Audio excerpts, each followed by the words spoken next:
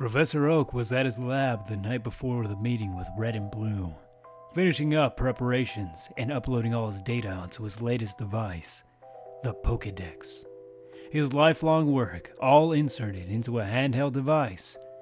Truly his greatest achievement.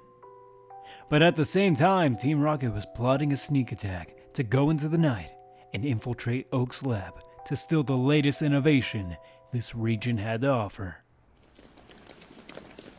They made their way to the lab and used their poison-type Pokemon to circulate the fumes into the building, knocking anyone in its path unconscious and leaving an opening, sending in the gas. Drowsy. Coughing. Use poison gas. gas. But Oak's lab was built with all kinds of Pokemon in mind. The procedures to ventilate the dangerous volume of gas were kicked into gear, and in a moment, the threat was eliminated. But no matter, the boss would have his way. A mission this important he couldn't risk sending mere goons to take care of. He had to handle this himself. He enters the lab, his grunts following at a distance. A vast variety of Pokemon standing behind him, a sight that would intimidate anyone.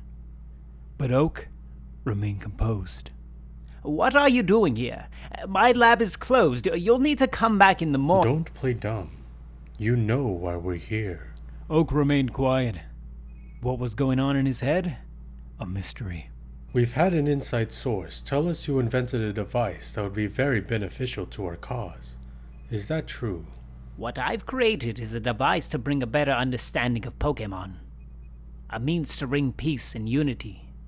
Something made for good. Could never benefit scum like you. My methods are beyond your understanding. What I do is also for the better tomorrow. Now hand it over. Fine. Have it your way. Oak stares at the floor, then glances at the desk containing his 2 Pokédexes, both being prepared. He goes over, but in a moment of quick thinking, presses a combination of keys that trigger Dexter to announce, Deleting data. In a fit of shock, Giovanni summons his Persian and he lunges at Oak, clawing a massive scar into his forehead. Before he could figure out his next move, the robotic assistant announced the final message. Complete. Well played, Oak. What are we gonna do now, boss?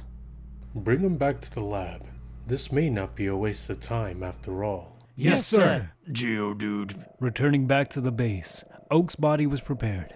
Having his insides removed and skin cleansed, Gengar, who followed close behind the path of death, stood by Giovanni, who was wearing a new Oak skin suit, with a sewn-up scar and a strangely purple shadow. Oak Gaming. When the time had come, he opened his doors and said, Welcome to the world of Pokemon. So that's the story of 2 men with dreams and what they do to accomplish it.